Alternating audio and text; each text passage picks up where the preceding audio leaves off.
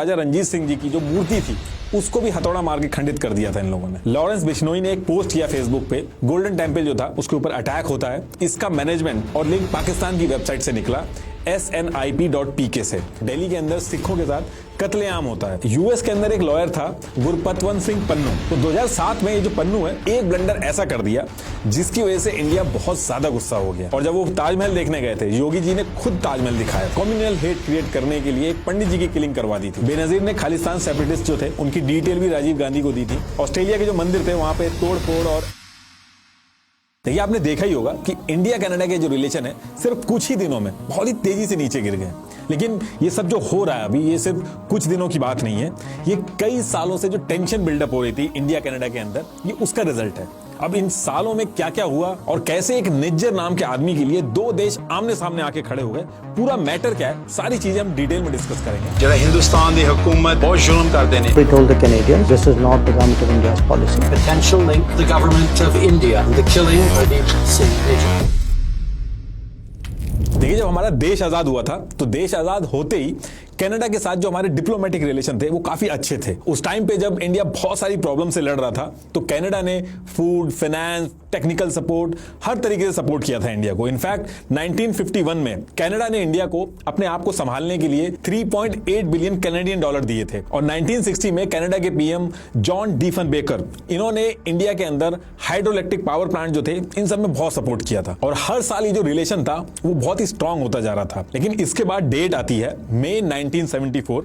India ने क्या किया, इंडिया ने एक न्यूक्लियर टेस्ट किया, स्माइलिंग बुद्धा जिसका कोड था, इस नाम से एक टेस्ट किया। अब यहां से जो कनाडा है वो काफी नाराज हो जाता है। कनाडा का ये कहना था कि हमने जो आपको प्लूटोनियम दिया था आपको डेवलपमेंट और इलेक्ट्रिसिटी के लिए, आपने उसका मिसयूज किया। और कनाडा के साथ साथ जो वेस्ट कंट्रीज थी वो भी बहुत गुस्सा थी इंडिया से। तो कुल मिला के ये वो टाइम था जब कनाडा और इंडिया के जो रिलेशन थे वो एकदम से खराब हो गए थे। लेकिन जैसे जैसे साल बीतते हैं कनाडा फिर से इनिशिएटिव लेता है। कनाडा का ये कहना था कि चलो आपने न्यूक्लियर टेस्ट तो कर लिया, अब आप एक काम कर दो आप कि आप एनपीटी पे साइन कर दो। लेकिन इंडिया जो था वो एनपीटी पे साइन करने वाला नहीं था, उसने साफ मना कर दिया था। इंडिया का कहना था कि हम इस पे इसलिए साइन नहीं करेंगे, ये जो एनपीटी एग्रीमेंट है इसमें आप डिस्क्रिमिनेशन कर रहे हो। ये जो एनपीटी एग्रीमेंट था इसमें यह था कि जिन देशों ने 1 जनवरी 1967 से पहले न्यूक्लियर वेपन जो बना लिए वो तो वेपन रख सकते हैं, उसके बाद अगर कोई टेस्ट करेगा या रखेगा या किसी ने बनाए हैं तो वो उस वेपन को नहीं रख सकता। अब चाइना, फ्रांस, रशिया, यूके और यूएस, इनको तो इससे कोई दिक्कत नहीं थी क्योंकि इन्होंने इस डेट से पहले न्यूक्लियर वेपन बनाए थे,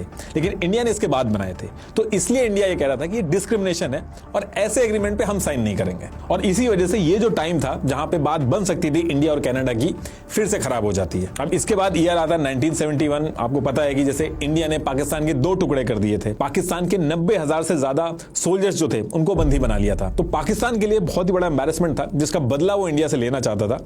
वो भी चाहता था इंडिया के 2 टुकड़े हों। अब इसी टाइम पे जो पंजाब है उसके अंदर भी अशांति फैली हुई थी। तो इस चीज का फायदा उठा के पाकिस्तान के एक लीडर थे याया खान, इन्होंने क्या किया, इन्होंने पंजाब के एक पॉलिटिशियन थे जगजीत सिंह चौहान, तो पाकिस्तान के जो याया खान थे उन्होंने जगजीत सिंह को पाकिस्तान बुलाया। अब जगजीत सिंह को पाकिस्तान बुला के इनको सिख लीडर बना दिया जाता है, कई सारी मीटिंग भी होती है। अब जगजीत सिंह पाकिस्तान में सारी मीटिंग करने के बाद, सिख लीडर बनने के बाद सीधे पहुंचता है न्यूयॉर्क। और न्यूयॉर्क पहुंचने के बाद एक पेड आर्टिकल छपवाता है न्यूयॉर्क टाइम्स में। बेसिकली उस आर्टिकल में पंजाब को इंडिया से अलग करने की बात कही थी और एक खालिस्तान नाम से एक देश अनाउंस कर दिया था जिसका प्रेसिडेंट उन्होंने खुद को अपने आप को रख लिया था। और ऐसा नहीं था कि अकेला खालिस्तान की मांग कर रहा था, कई सारे पंजाब के अंदर ऐसे ग्रुप्स खड़े हो गए थे जो खालिस्तान बनने की डिमांड करना शुरू कर रहे थे। तो जितने भी ग्रुप बन रहे थे उसमें सबसे ज्यादा जो फेमस हुआ था वो हुआ था बब्बर खालसा, जिसको तलविंदर सिंह परमार और सुखदेव सिंह ने बनाया था 1979 में। और ये सारे मिलकर एक ही डिमांड कर रहे थे कि पंजाब को इंडिया से अलग करो और खालिस्तान बनाओ। अब पंजाब का माहौल क्यों खराब था, भिंडर वाले का क्या रोल था, इंटरनल पॉलिटिक्स, अकाली दल, तो ये सारी चीजें हमने ऑलरेडी इससे पहले जो 2 वीडियो बनाई है उसमें ऑलरेडी डिस्कस कर ली है, तो वो आप देख लीजिएगा। मैं उसके आगे का बता रहा हूं। तो होता क्या है कि पंजाब के अंदर ये सारी एक्टिविटी करना बहुत ही मुश्किल था। तो तलविंदर सिंह परमार जो था वो कनाडा पहुंच चुका था और वहीं से बब्बर खालसा को ऑपरेट कर रहा था। अब इसने क्या किया कि 1981 में इसने पंजाब के 2 पुलिस वालों को वहीं से बैठे बैठे मरवा दिया था। और ये पहली बार था जब इंडिया की तरफ से इंदिरा गांधी जी ने कनाडा की जो ऑफिशियल्स थे उनसे बात करी थी और उनसे कहा था कि ये जो तलविंदर सिंह है ये कनाडा के अंदर इंडिया के अगेंस्ट की एक्टिविटी कर रहा है, तो इसको आप हमें दे दीजिए। अब जैसा कि मैंने पहली वाली वीडियो में बताया था कि उस पर्टिकुलर टाइम पे जो कनाडा के पीएम थे वो जस्टिन ट्रूडो के फादर पीए ट्रूडो थे जो नहीं माने और उन्होंने मना कर दिया इंदिरा गांधी जी को। अब इसके 3 साल बाद 1984 में ऑपरेशन ब्लू स्टार में गोल्डन टेम्पल जो था उसके ऊपर अटैक होता है और इंडिया के जो सिख थे उसके साथ साथ पूरे वर्ल्ड के जो सिख थे वो बहुत ही बुरी तरीके से गुस्सा हो जाते और इंडिया के बाहर जो था वो काफी एक्टिविटी शुरू हो गई थी। स्पेशली कनाडा के अंदर इंडिया अगेंस्ट जो एक्टिविटी थी वो बहुत ही तेज हो गई थी और 1984 में दोबारा से इंदिरा गांधी जी ने कनाडा के जो पीएम थे उनको लेटर लिखा था, लेकिन उससे होता कुछ नहीं है। उसके जस्ट 2 महीने बाद ही इंदिरा गांधी जो थी उनके ऊपर अटैक हो जाता है और उनकी डेथ हो जाती है। अब आपको ऑलरेडी पता है कि जब ये इंसिडेंट हुआ था तो दिल्ली के अंदर सिखों के साथ कत्लेआम होता है और ये जितनी भी खालिस्तानी ऑर्गेनाइजेशन थी जो अलग अलग जगह से ऑपरेट कर रही थी ये बहुत ही तेजी से एक्टिवेट हो जाती हैं और जिसको लेके फिर से इंडिया कनाडा को लेटर लिखता है, कई सारे डॉसियर भेजता है कि वहां पे एक्टिविटी हो रही है और कुछ बड़ा होने वाला है। लेकिन कनाडा इन सारे मामलों को ज्यादा सीरियसली नहीं लेता था, वो इसको एक इंडियन पॉलिटिकल इशू की तरह देखता था। लेकिन जो इंटेल दिए थे इंडिया ने कि कुछ बड़ा होने वाला है, इस बार ये सही होता है। 1985 में इसके जस्ट 1 साल बाद बब्बर खालसा एयर इंडिया के प्लेन में बॉम्ब रख देता है और 300 से ज्यादा लोगों की जान चली जाती है। अब कनाडा इस पूरे केस में इंक्वायरी तो बैठाता है लेकिन उतना एक्टिव नहीं रहता है। सिर्फ एक आदमी था इंदरजीत सिंह रियात, उसके अलावा किसी को भी सजा नहीं मिलती है। जो इस पूरे एयरप्लेन बॉम्बिंग का मास्टरमाइंड था तलविंदर सिंह परमार, वो बच के निकल जाता है और वो पाकिस्तान पहुंच जाता है। इसको लेके भी इंडिया कनाडा से गुस्सा था, लेकिन इंडिया उस टाइम पे ऐसी पोजीशन में नहीं था कि कनाडा के ऊपर जियोपॉलिटिकल प्रेशर बना पाए। लेकिन इसी बीच क्या होता है कि तलविंदर सिंह परमार जो कि पाकिस्तान पहुंच चुका था वो किसी काम से इंडिया घुसता है और जैसे ये घुसता है इंटेल मिलती है इंडिया को और इंडिया तलविंदर सिंह परमार को मार देती है। अब इसके भी कई सालों तक इंडिया कनाडा के रिलेशन जो होते हैं वो थोड़े से खराब होते हैं। कनाडा के अंदर से कई सारी एक्टिविटी होती थी जो इंडिया के अगेंस्ट में होती थी, जो खालिस्तानी ग्रुप्स थे वो करते थे। लेकिन 1995 आते आते कनाडा के जो पीएम थे वो जोसेफ बनते थे, जो थोड़े से सॉफ्ट थे इंडिया की पॉलिसी को लेके और इन्होंने काफी ट्राई भी किया इंडिया से अच्छे रिलेशन करने के लिए। ये इंडिया भी आए थे, इन्होंने इंडिया के साथ 75 से ज्यादा ट्रेड डील भी की थी। अब इस पर्टिकुलर टाइम पे सबको लग रहा था कि इंडिया कनाडा के जो रिलेशन है वो सुधर जाएंगे। लेकिन उसी साल 31 अगस्त 1995 को पंजाब के जो सीएम थे बीएन सिंह, इनकी हत्या कर दी जाती है और ये सारा का सारा ब्लेम जो है वो खालिस्तानियों के ऊपर आता है। एक सीएम की हत्या होना इंडिया के लिए बहुत ही बड़ा कंसर्न था। इसके बाद पंजाब पुलिस जो थी वो काफी एक्टिव हो जाती है, बहुत से लोगों को उठाती है और इसी टाइम पे पुलिस जलंधर से एक दूध वाले को उठाती है जिसका नाम था हरदीप सिंह निज्जर। इसके साथ साथ इसके भाई और फादर को भी उठाती है। बाद में पता चलता है कि सीएम की जो हत्या हुई थी उसके पीछे जगतार सिंह था, लेकिन उस टाइम पे पुलिस ने कई सारे ऐसे लोग पकड़े थे जो इसमें इन्वॉल्व नहीं थे। अभी जो निज्जर था ये क्या करता है कि 10 फरवरी 1997 में पुलिस को पैसा खिला के जेल से भाग जाता है। उसके बाद ये रवि शर्मा नाम से एक फेक पासपोर्ट बनवाता है और फ्लाइट पकड़ के टोरंटो के पियर्सन एयरपोर्ट पे उतरता है। अब कनाडा की अथॉरिटी जब इससे एफिडेविट भरवाती है तो उसमें इसने डिक्लेरेशन दिया था और उसमें कई सारी चीजें लिखी थी, जिसमें इसने लिखा था कि मुझे इंडिया से भाग के यहाँ आना पड़ा है, इंडिया के अंदर सिख के ऊपर जुल्म हो रहे हैं और अगर मैं यहाँ पे नहीं आता तो मुझे मार दिया जाता, आप मुझे बचा लो। ये सारी चीजें कहता है और असाइलम की मांग करता है वहां पे। इसमें यह भी बताता है कि मेरे फादर, मेरे भाई ये अभी भी जेल में है, इसको भी वहां पे करंट लगाया गया। ये सारी चीजें मेंशन करता है और ये ऐसे ही हाथ उठा के नहीं आ गया था, ये मेडिकल सर्टिफिकेट वगैरह बनवा के लेके आया था। कनाडा की अथॉरिटी जो थी, जो इसका पासपोर्ट था और जो मेडिकल सर्टिफिकेट था, ये दोनों चेक करवाती है तो बाद में पता चलता है कि ये दोनों चीजें इसने फेक बनवा रखी थी और जैसे ही कनाडा की जो अथॉरिटी थी उसको पता चलता है वो इसको वहां से भगा देती है। अब ये क्या करता है कि 11 दिन तक गायब रहता है और 11 दिन के बाद अपने लिंक से एक फेक मैरिज का अरेंजमेंट कर लेता है। कुछ जुगाड़ लगा के एक लड़की से शादी कर लेता है और वो जो लड़की थी वो इसका वीजा स्पॉन्सर कर देती है। इसको कनाडा के अंदर एंट्री तो मिल जाती है लेकिन आगे चल के फिर से इंक्वायरी बैठती है तो कैनेडियन गवर्नमेंट जो थी इस पूरे वीजा प्रोसेस को फ्रॉड बताती है। इसके अगेंस्ट में ये भी कई सारे कोर्ट में केस लड़ता है कनाडा के और फिर धीरे धीरे चल के इसको सिटीजनशिप मिल जाती है। अब सिटीजनशिप मिलने के बाद ये क्या करता है कि कनाडा के अंदर प्लम्बिंग का बिजनेस खोलता है और धीरे धीरे आगे चल के कनाडा के जो ब्रिटिश कोलंबिया है वहां पे गुरु नानक सिख गुरुद्वारा जो है उसका प्रेसिडेंट बन जाता है और कई सारे जो खालिस्तानी ग्रुप थे उनके टच में भी आ जाता है। अभी जो निज्जर था ये तो कनाडा के अंदर सेटल हो जाता है। इधर इंडिया में ये जो जगतार सिंह था जो सीएम के मर्डर के केस में इसको पुलिस अंडर कर लेती है, ये कबूल कर लेता है कि इसने पंजाब के जो सीएम थे उनको मारा है और ये भी कहता है कि इसको कोई भी अफसोस नहीं है। अब जब ये जेल में बंद रहता है इसकी सारी एक्टिविटी बंद हो जाती है। अब ये 2004 में जेल से एक सुरंग खोदता है और वहां से भाग जाता है और भागने के बाद ये पाकिस्तान पहुंचता है और वहां पे जाके ये सेम ईयर में खालिस्तान टाइगर फोर्स बनाता है। ये एक मिलिटेंट आउटफिट की तरह ऑपरेट करता है खालिस्तान मूवमेंट के लिए, और इसका मकसद यही था कि इसको पंजाब को इंडिया से अलग करना है। अब जब ये पाकिस्तान में जाता है तो पाकिस्तान की जो ISI थी उसका पूरा सपोर्ट था इसको। ये सारी चीजों मैं आपको बता रहा हूं, ये पंजाब पुलिस ने अपनी ऑफिशियल वेबसाइट पे एक डिक्लेरेशन में दी हुई है, ये आप पॉज करके एक बार पढ़ लेना। अब इधर कनाडा में बैठा हुआ जो निज्जर था वो पाकिस्तान में बैठे हुआ जो जगतार सिंह था उसके टच में आ जाता है, और ये एक दूसरे के सपोर्ट के साथ कोऑर्डिनेटेड तरीके से पंजाब में अपनी एक्टिविटीज जो है वो बढ़ाने लगते हैं। अब निज्जर जो था, ये जो IED हथियार वगैरह थे, इसकी जो ट्रेनिंग थी वो कनाडा के अंदर तो नहीं कर सकता था, तो निज्जर जो था वो पाकिस्तान भी जाता रहता था और ट्रेनिंग लेके वापस कनाडा पहुंच जाता था। और ये सारी ट्रेनिंग वगैरह लेने के बाद 2007 में लुधियाना में एक सिंगार मूवी हॉल था, निज्जर उसमें बॉम्ब प्लांट करता है। इस धमाके में 6 लोगों की जान चली जाती है, और जब इन्वेस्टिगेशन होती है तो निज्जर का नाम सामने आता है। यहां से निज्जर इंडिया की हिट लिस्ट में सबसे ऊपर आ जाता है। अब 2007 में निज्जर जो है वो मूवी हॉल के अंदर अटैक करता है इंडिया के अंदर। इसी साल अक्टूबर के महीने में, अक्टूबर 2007 में, यूएस के अंदर एक लॉयर था गुरपतवंत सिंह पन्नू, आजकल आप इसका नाम बहुत सुनते होंगे। तो 2007 में ये जो पन्नू है ये सिख फॉर जस्टिस नाम से एक ऑर्गेनाइजेशन खोल देता है यूएस के अंदर। इसका कहना था कि 1984 में सिखों के साथ जो हुआ था ये ऑर्गेनाइजेशन उसका बदला लेगी, और इस एजेंडा के साथ खालिस्तान बनाने के लिए इन्होंने कनाडा और यूएस में कई सारे लोगों से पैसा भी इकट्ठा करना चालू किया। इस ऑर्गेनाइजेशन को बनाने के बाद इसने कई सारी चीजें की, जैसे इसने यूएस के कोर्ट में जाके कमलनाथ, मनमोहन सिंह जी, सोनिया गांधी, कई लोगों के खिलाफ यूएस के कोर्ट में जाके केस फाइल करना चालू किए। यूएन में भी कई सारी रिपोर्ट सबमिट की, और रेफरेंडम 2020 भी स्टार्ट करवाया, जिसमें इन्होंने कनाडा, यूएस, यूके, ऑस्ट्रेलिया यहां पे वोटिंग कराना भी स्टार्ट किया, जिसका मोटिव था कि पंजाब को इंडिया से अलग करो। एक बार ऐसा भी हुआ था कि गुरपतवंत सिंह पन्नू जो था, इसने अनाउंस भी कर दिया था कि ये जो सिख फॉर जस्टिस ऑर्गेनाइजेशन है इसका एक परमानेंट ऑफिस होगा, और वो होगा पाकिस्तान के लाहौर में। तो ये जो सिख फॉर जस्टिस थी, यूएस के अंदर पन्नू चला रहा था इसको, और इसने इसकी एक ब्रांच कनाडा में भी खोली, और वो कनाडा वाली जो ब्रांच थी उसका हेड जो था वो निज्जर को बना दिया था इसने। और पाकिस्तान के अंदर जगतार सिंह खालिस्तान टाइगर फोर्स चला रहा था। उस टाइम पे तीनों ऑर्गेनाइजेशन मिलकर इंडिया के खिलाफ काम करती थी। अब होता क्या है कि 2008 में पाकिस्तान को टेरर फंडिंग की वजह से FATF की ग्रे लिस्ट में डाल दिया जाता है, और 2009 में इनको निकाल तो दिया जाता है, लेकिन कुछ साल बाद इनके ऊपर फिर से तलवार लटक रही थी कि ये दोबारा से इनको FATF की ग्रे लिस्ट में डाला जाएगा, और इससे बहुत नुकसान हो रहा था इनको। तो ये वो टाइम था जब पाकिस्तान के ऊपर बहुत ज्यादा प्रेशर था। इस टाइम पे इन्होंने कई सारे जो टेररिस्ट आउटफिट थे उनको अपने देश से बाहर किया था। तो उस पर्टिकुलर टाइम पे ये जो जगतार सिंह था, इसको अपना पूरा जो खालिस्तान टाइगर फोर्स का जो ऑपरेशन था वो पाकिस्तान से मूव करके थाईलैंड ले जाना पड़ा था, और इसमें पूरी मदद जो थी वो निज्जर ने करी थी। और उसके बाद जगतार सिंह जो था वो खालिस्तान टाइगर फोर्स जो था वो थाईलैंड से ऑपरेट करने लगा था। अब देखिए, पाकिस्तान में तो इंडिया की मजबूरी थी, वहां पे वो ऑपरेशन नहीं कर सकता था, लेकिन जैसे ही जगतार सिंह थाईलैंड पे ऑपरेट करना शुरू करता है, इंडिया की फोर्सेस 2014 में इसको पकड़ लेती और जेल में उठा के डाल देती। जगतार सिंह के पकड़े जाने के बाद जो खालिस्तान टाइगर फोर्स थी उसको निज्जर चलाने लगता है, और इंडिया उस टाइम पे कुछ ज्यादा कर नहीं पाता क्योंकि कनाडा से ही ऑपरेट करता था, और जो कनाडा की गवर्नमेंट थी वो इंडियन गवर्नमेंट की हेल्प करने में इंटरेस्टेड लग नहीं रही थी। अब इसके बाद ईयर आता है 2015, और पियर ट्रूडो के जो बेटे थे जस्टिन ट्रूडो, ये कनाडा के PM बनते हैं। कनाडा के अंदर टोटल 338 सीट्स थी, जिसमें से जीतने के लिए 170 चाहिए थी, और जस्टिन ट्रूडो को 184 सीट्स मिली थी और वो जीत गए थे। तो जब ये PM बनते हैं तो सेम ईयर में इंडिया ट्राई करती है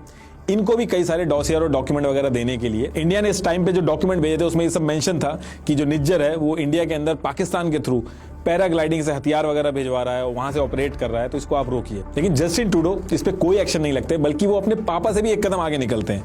वो PM बनते हैं 2015 में, और फरवरी 2016 को जस्टिन ट्रूडो इंद्रजीत सिंह रियाद, जिसने एयर इंडिया की प्लेन में बॉम्ब रखा था, जिसको 10 साल की सजा हुई थी, उसको जेल से रिहा कर देते हैं। अब इस टाइम पे इंडिया और ज्यादा गुस्सा हो जाता है। ज्यादा कुछ होता नहीं है, लेकिन एक चीज होती है, 2016 में इंटरपोल जो था वो निज्जर के खिलाफ रेड कॉर्नर नोटिस जारी कर देता है। अब देखिए, जस्टिन ट्रूडो से सपोर्ट नहीं मिल रहा था, और इसके साथ साथ 2017 में कनाडा की पॉलिटिक्स में खालिस्तान सिंपैथाइजर जगमीत सिंह की एंट्री होती है, और वो कनाडा की पॉलिटिकल पार्टी NDP के हेड बन जाते हैं, और इंडिया कनाडा का जो रिलेशन का ग्राफ था वो इसके बाद और नीचे आ जाता है। अब ये कैसे हेड बने, पॉलिटिक्स क्या काम कर रही थी, वो सब हमने ऑलरेडी पहले वाली वीडियो में डिस्कस कर लिया। अब होता क्या है कि 2019 में कनाडा के अंदर इलेक्शन होने थे, और उससे एक साल पहले 17 फरवरी 2018 को जस्टिन ट्रूडो इंडिया पहुंचते हैं। अब ये जो जस्टिन ट्रूडो की विजिट थी इंडिया के अंदर, ये एक वीक के लिए थी, जिसमें से मेनली इनको बिजनेस डील वगैरह करनी थी, और पंजाब, मुंबई, दिल्ली, आगरा यहां पे विजिट करना था। लेकिन उससे ज्यादा इनका फोकस कनाडा के अंदर ये जो सिख कम्युनिटी थी उनको ये साबित करना था कि बाकी पॉलिटिकल पार्टी के कंपैरेटिवली ये ज्यादा क्लोज हैं सिख कम्युनिटी के। और उसके लिए इन्होंने क्या किया, इंडिया के अंदर भांगड़ा किया, गोल्डन टेम्पल गए, ट्रेडिशनल ड्रेस पहनी, लेकिन उसके साथ साथ इन्होंने एक ब्लंडर ऐसा कर दिया जिसकी वजह से इंडिया बहुत ज्यादा गुस्सा हो गया। जब ये इंडिया आ रहे थे तो ये अपने डेलीगेशन में अपने साथ एनर्जी, एग्रीकल्चर, फाइनेंस मिनिस्टर की बजाय पहली चीज तो ये अपने साथ हरजीत सिंह को लेके आया जो कि खालिस्तानी सिंपथाइजर है, और दूसरी चीज जिससे सबसे ज्यादा बवाल हुआ, ये अपने साथ जसपाल अतवाल को भी लेके आए। अब इसका नाम देख के इंडियन गवर्नमेंट बहुत ज्यादा गुस्सा हो जाती है। इसको इंडिया लेके आना मतलब ऐसे समझ लो कि मोदी जी जो बाइडेन से मिलने जा रहे हैं और वहां पे वो लादेन को ले गए। जसपाल ने उज्जवल दोसांझ जो था, जो खालिस्तान के खिलाफ था, उसके ऊपर अटैक किया, और इसने पंजाब के मिनिस्टर मलकेश सिंह सिद्धू जो कि अकाली दल से थे, ये जब कनाडा गए थे अपने रिलेटिव की मैरिज में तो उनके ऊपर अटैक करा दिया था और 20 साल की सजा भी हुई थी जसपाल को। ऐसा आदमी जो इंडिया के मिनिस्टर पे अटैक कर रहा है, उसको जस्टिन ट्रूडो इंडिया कनाडा के डिनर पे इनवाइट करा है। ये वो इनविटेशन लेटर है, और जस्टिन ट्रूडो की वाइफ के साथ ये जसपाल जो था ये फोटो वगैरह भी खिंचवा रहा था। अब इसके बदले में इंडिया की तरफ से भी इनको अच्छा ट्रीटमेंट नहीं दिया गया। जब जस्टिन ट्रूडो इंडिया पहुंचे थे तो इनको लेने के लिए एक छोटा मिनिस्टर भेज दिया था, और आगरा में भी जब ये गए थे तो डिस्ट्रिक्ट मजिस्ट्रेट को भेज दिया था। जबकि इजराइल के पीएम आए थे तो मोदी जी खुद उनको लेने गए थे, और जब वो ताजमहल देखने गए थे योगी जी ने खुद ताजमहल दिखाया था। जस्टिन ट्रूडो ने अपनी विजिट में बहुत ज्यादा इंसिस्ट किया कि पंजाब के जो सीएम है अमरिंदर सिंह, उनसे एक मीटिंग हो जाए, लेकिन अमरिंदर सिंह ने साफ मना कर दिया। और जब इन्होंने दोबारा लेटर लिखा तो पंजाब के सीएम अमरिंदर सिंह इनसे मिलने को रेडी हो गए, लेकिन वहां भी ट्रूडो की कुछ बात अच्छे से हुई नहीं। अमरिंदर सिंह ने इनको 9 खालिस्तानी लीडरों की लिस्ट पकड़ा दी और कहा कि आप इनको अपने देश में रोकिए, ये इंडिया के खिलाफ काम कर रहे हैं। इनमें से एक नाम था निज्जर का। अभी जो पूरी विजिट थी ना जस्टिन ट्रूडो की इंडिया के अंदर, ये बहुत ही बुरी रही। ये वापस कनाडा जाते हैं, इनको बहुत क्रिटिसाइज किया जाता है, कनाडा के लोग ही बहुत क्रिटिसाइज करते हैं।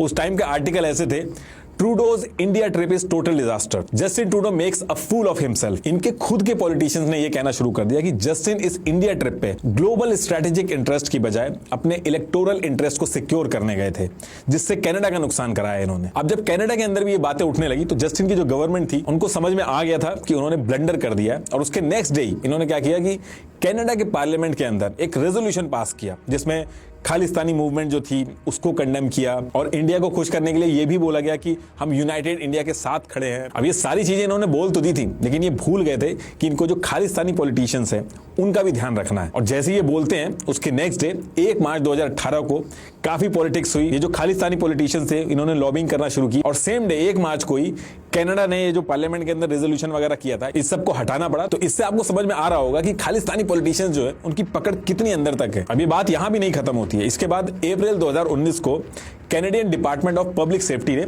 एक रिपोर्ट पब्लिश करी जिसमें कनाडा की जो डोमेस्टिक सिक्योरिटी थ्रेट है वो क्या क्या है उसके बारे में सारी डिटेल्स मेंशन थी उस रिपोर्ट में। उसमें लिखा था कि some individuals in Canada continue to support violent means to establish an independent state within India। ये जितनी एयर इंडिया बॉम्बिंग वगैरह थी सबके बारे में लिखा हुआ था, और जिस तरीके से लैंग्वेज यूज हुई थी वो भी खालिस्तानी सपोर्टर जो थे उनको अच्छी नहीं लगी। इस रिपोर्ट के पब्लिश होने के बाद कनाडा के एमपी रणदीप सिंह सराई और जगमीत सिंह काफी गुस्सा हो जाते हैं।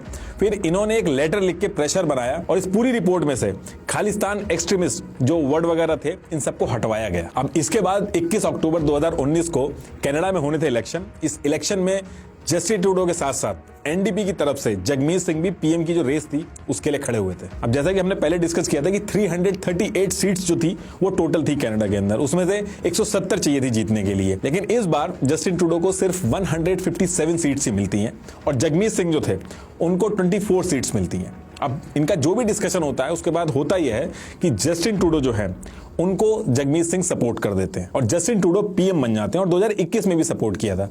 यही रीजन है कि कनाडा के अंदर जगमीत सिंह को किंग मेकर भी बोला जाता है, और कभी कभी मजाक में लोग जस्टिन ट्रूडो को जस्टिन सिंह ट्रूडो भी बोल देते हैं। अब इन सारी रीजंस की वजह से जस्टिन ट्रूडो की डिपेंडेंसी जगमीत पे बढ़ गई थी, और जगमीत का जो कट था वो कनाडा की जो पॉलिटिक्स थी उसमें भी डे बाय डे बढ़ रहा था। और इन सारी चीजों के बाद जगमीत सिंह को एक इंटरव्यू के लिए बुलाया गया था, जिसके लिए ये इंटरव्यू में जो क्वेश्चन पूछे जाने थे उसके लिए जगमीत सिंह ने रिक्वेस्ट कर दिया था, लेकिन जो न्यूज चैनल था उसने ये क्वेश्चन देने को मना कर दिया। तो जैसे उसने मना किया तो जगमीत सिंह ने इंटरव्यू देने के लिए मना कर दिया, और उस चीज पे न्यूज चैनल ने ये कहा कि अगर आप ऐसा करोगे तो हम ये पब्लिकली डिस्क्लोज कर देंगे कि आपने क्वेश्चन के लिए रिक्वेस्ट किया और हमने नहीं दिए, इस वजह से आपने इंटरव्यू कैंसिल किया। तो कई सारे लंबे डिस्कशन के बाद ये इंटरव्यू देने को रेडी होते हैं, और जब ये इंटरव्यू में बैठते हैं तो ये खालिस्तानियों को भी नाराज नहीं करना चाहते थे, लेकिन इंटरव्यू के अंदर जो न्यूज एजेंसी थी वो इनको फंसा लेती है, और जगमीत सिंह ये जो एयर इंडिया की बॉम्बिंग हुई थी उसमें तलविंदर सिंह को ऑफिशियली जिम्मेदार बता देते हैं। Yes, I accept the findings of the inquiry, and that's one of the findings.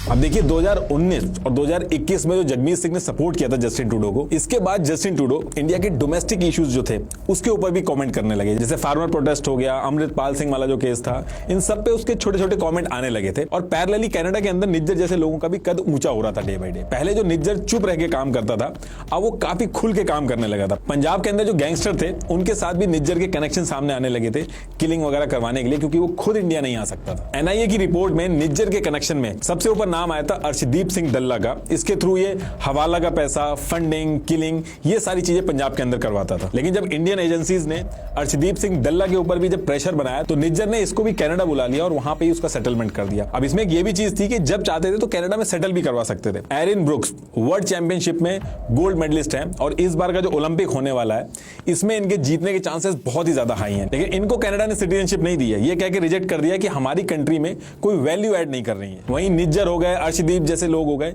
इनको राइट अवे सिटीजनशिप मिल जाती है। अच्छा, इंडिया तो क्वेश्चन कर ही रहा है, जो वहां के लोकल कैनेडियन सिटीजन हैं वो भी क्वेश्चन कर रहे हैं, जैसे कि ये किर्क हैं, इन्होंने पोस्ट करके अपनी नाराजगी दिखाई। तो देखिए 2020 में इंडियन एजेंसी जो थी वो निज्जर हो गए, अर्शदीप सिंह दल्ला हो गए, इन सबको आतंकी घोषित कर दिया था और इनको सबको मोस्ट वांटेड की लिस्ट में डाल दिया था। लेकिन इन सब चीजों का इन पे कोई असर नहीं हो रहा था। इसके जस्ट एक साल बाद 2021 में निज्जर ने एक कम्युनल हेट क्रिएट करने के लिए एक पंडित जी की किलिंग करवा दी थी और एनआईए ने इस चीज को प्रेस रिलीज करके कंफर्म किया था कि इस पूरे इंसिडेंट में निज्जर का इन्वॉल्वमेंट है। एक गगनदीप नाम के आदमी को वेपन सप्लाई करवा के ये किलिंग करवाई गई थी। और देखिए जितने भी इंसिडेंट हुए हैं इन सब में इंडियन एजेंसीज ने पाकिस्तान की आईएसआई का भी नाम लिया है।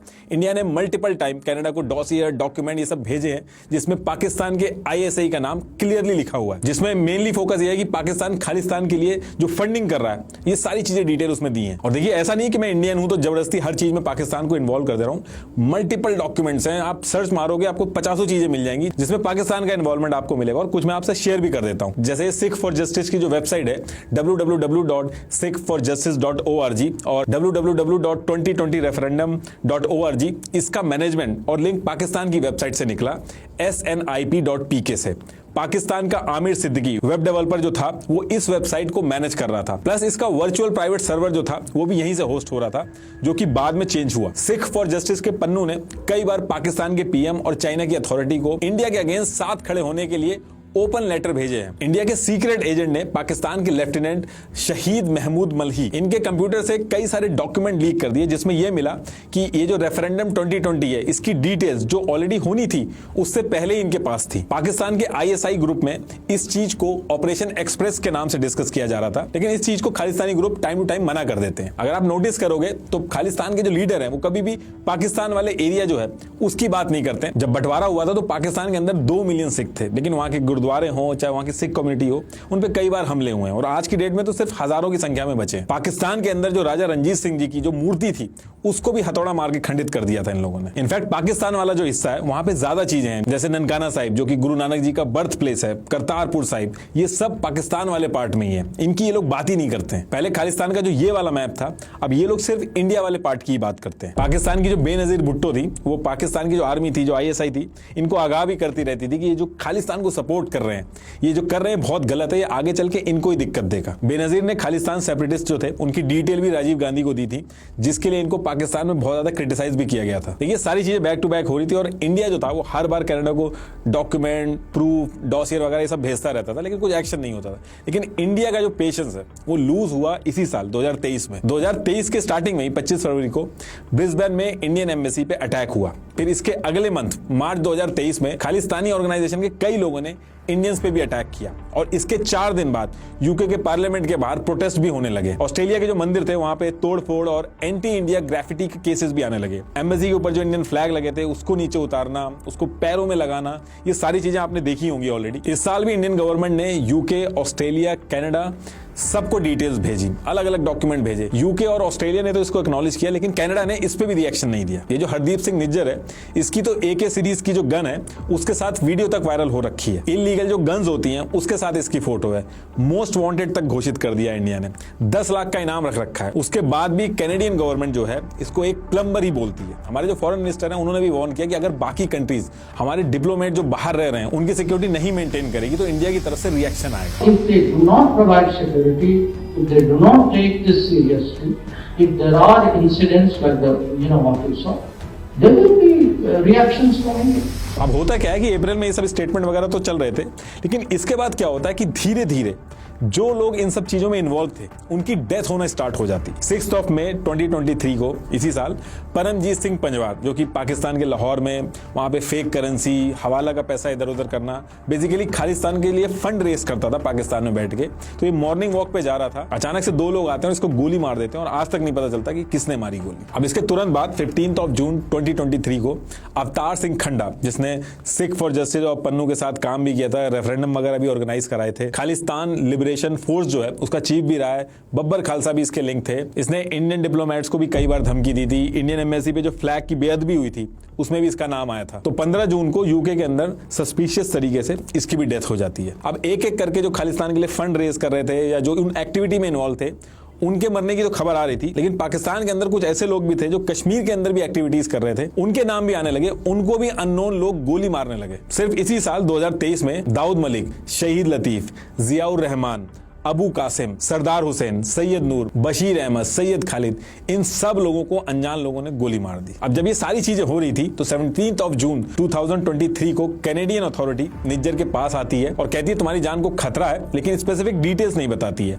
और एक ऑडियो भी सामने आती है जिसमें निज्जर को मारने की बात हुई। पिछले दिन केंद्र ने सरकार ने ना पाया 9 जणियां दे, उहदे विच एक हरदीप सिंह दा भी नाम आ। और इसके नेक्स्ट डे 18 जून 2023 को करीब 8:30 बजे कनाडा के ब्रिटिश कोलंबिया में गुरु नानक सिंह गुरुद्वारा है, वहां पे हरदीप सिंह निज्जर जो था वो अपने दोस्त गुरमीत सिंह के साथ बाहर निकलता है और पार्किंग की तरफ जाता है। इसके बाद अपने घर पे भी बात करता है। ये जो सारी डिटेल है मिनट बाय मिनट क्या हुआ, वॉशिंगटन पोस्ट ने ये पब्लिश कर रखी है, मैंने डिस्क्रिप्शन में इसका लिंक लगा दिया, आप देख लेना। मैं शॉर्ट में एक बार बता देता हूं आपको। जैसे ही पार्किंग की तरफ जाता है, एक सिल्वर कलर की गाड़ी निज्जर की गाड़ी के सामने आके लग जाती है। वहीं पे 2 लोग छुपे थे, वो लोग निकल के गोली चलाने लगते हैं, जिसमें से 34 गोलियां जो थी वो निज्जर को लग जाती है और वो मर जाता है वहीं पे। भूपेंद्र सिंह और मलकीत सिंह गुरुद्वारे से बाहर निकलते हैं, वो 2 लोगों को भागते हुए देखते हैं और गाड़ी के अंदर पहले से ही कुछ लोग बैठे थे, इन्होंने हुडी पहन रखी थी, मास्क लगा रखा था। अब इसके बाद पुलिस वगैरह आती है, इन्वेस्टिगेशन वगैरह भी करती है, लेकिन 1 महीने तक वो कुछ ढूंढ ही नहीं पाती है। इनफैक्ट पुलिस लोगों के सामने अनाउंस करती है कि अगर किसी को ये गाड़ी दिखी हो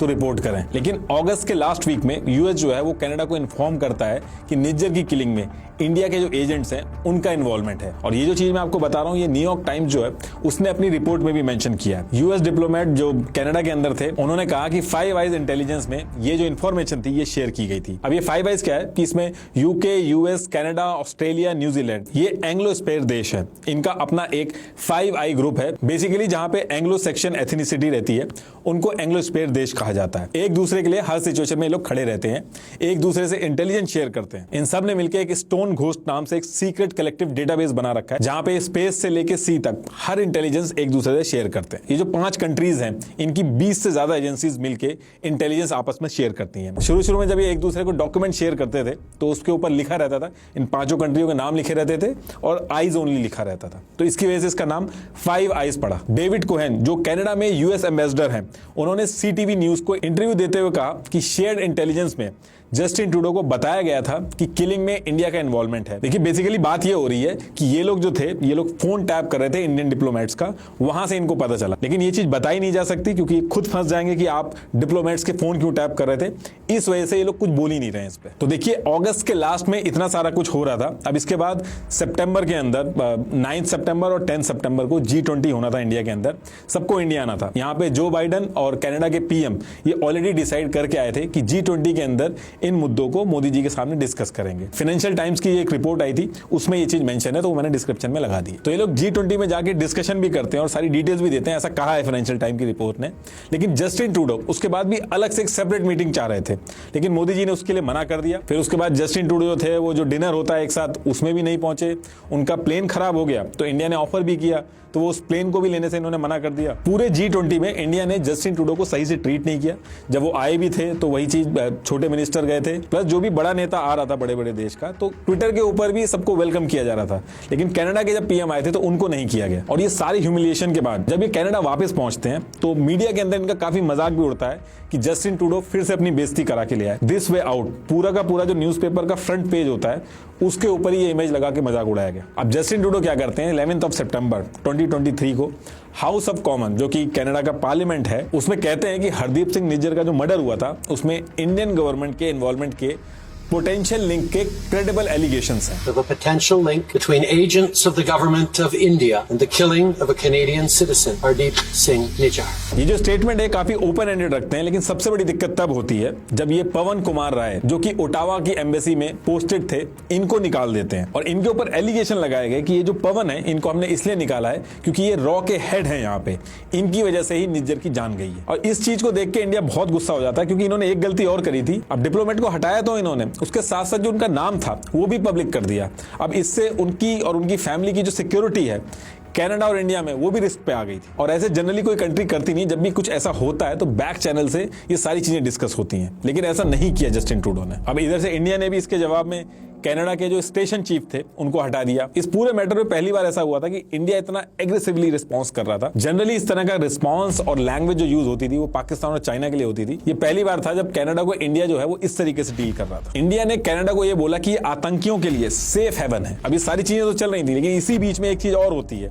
22 सितंबर 2023 को सुखदूर सिंह गिल उर्फ सुक्खा, जिसको प्रो खालिस्तानी बोला जाता है, इसको भी कनाडा के अंदर कुछ अज्ञात लोगों ने आके गोली मार दी। अब इससे टेंशन तो बहुत ज्यादा बढ़ रही थी। इसको गैंग वॉर का नाम लेकिन दिया गया। लॉरेंस बिश्नोई ने एक पोस्ट किया फेसबुक पे, ये आप देख लीजिएगा, और इस किलिंग की जो पूरी रिस्पॉन्सिबिलिटी है वो अपने ऊपर ले ली। लेकिन इस चीज पे भी बहस छिड़ गई थी कि ये जो पोस्ट है जानबूझ के डलवाया गया है या सच में ऐसा गैंग वॉर है। अब देखिए, इसमें यूएन के चार्टर के हिसाब से अगर वॉर नहीं है, पीस का टाइम है, तो कोई भी कंट्री किसी और की कंट्री में घुस के ऐसे नहीं कर सकती। कायदे में अगर कोई गिल्टी है तो उसको इंटरनेशनल फोरम पे ले जाना चाहिए, वहां पे उसको सजा दिलानी चाहिए। लेकिन ये जो रूल्स है ना यूएन के, ये बाकी देशों के लिए तो एप्लीकेबल है, लेकिन वेस्ट के लिए नहीं है। अभी जो वेस्ट कंट्रीज हैं ये अपने आप को फ्रीडम ऑफ स्पीच और डेमोक्रेसी का मसीहा तो प्रोजेक्ट करती हैं, लेकिन असल में अपनी कन्वीनियंस के हिसाब से रूल फॉलो करती है। एक एग्जांपल से मैं आपको समझाता हूं कि मैं कहना क्या चाह रहा हूं। जैसे जब रशिया ने 2006 में ब्रिटेन के अंदर अलेक्जेंडर को मारा था, तब वेस्ट ने मिलकर रशिया के ऊपर सैंक्शन लगा दिए थे। लेकिन वहीं जब 2018 में सऊदी अरेबिया ने अमेरिका के अंदर जमाल को मारा था,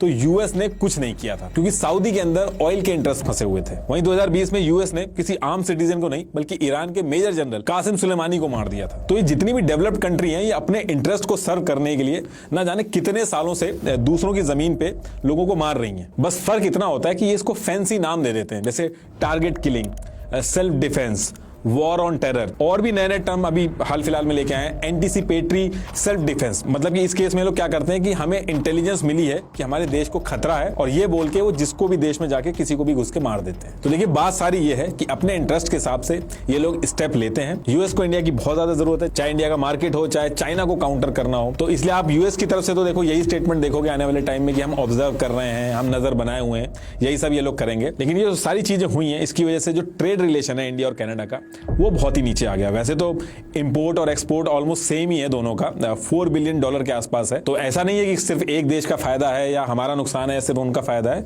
दोनों का बराबर ही है। लेकिन एक चीज है जिसमें इंडियन स्टूडेंट्स जो हैं वो कनाडा बहुत जाते हैं, और जब एक स्टूडेंट कनाडा जाता है तो करोड़ों में पैसा लगता है। तो कनाडा की जो इकोनॉमी है, जो ऑलरेडी भी स्ट्रगल कर रही है, इस चीज का इंपैक्ट उस पर पड़ेगा। यही रीजन था कि इंडिया ने जब वीजा सर्विस होल्ड की थी तो कनाडा ने होल्ड नहीं की थी अपनी तरफ से, क्योंकि उसको पता था कि इस चीज से उसको दिक्कत होगी। वहीं कनाडा ने भी $21 बिलियन का पेंशन फंड इन्वेस्ट कर रखा है इंडिया के मार्केट में। अगर ये हटा लेंगे तो इंडिया को भी दिक्कत होगी, इंडिया का भी स्टॉक मार्केट नीचे आएगा। लेकिन इस पूरे गेम में कनाडा का जो ऑपोजिशन है, उन्होंने कहा है कि इस बार अगर वो जीत के आएगा तो इंडिया के जो साथ रिलेशन है वो उनको सही कर देगा। और ये लोग एक कैंपेन भी चला रहे हैं, we are sorry India, proper website बनाई है इन्होंने इस नाम से। अभी आजकल की बात करूं तो जस्टिन ट्रूडो थोड़े से डाउन हुए हैं। अभी सुनाई में आ रहा है कि बैक चैनल से इंडिया और कनाडा की जो बात है वो स्टार्ट हो गई है।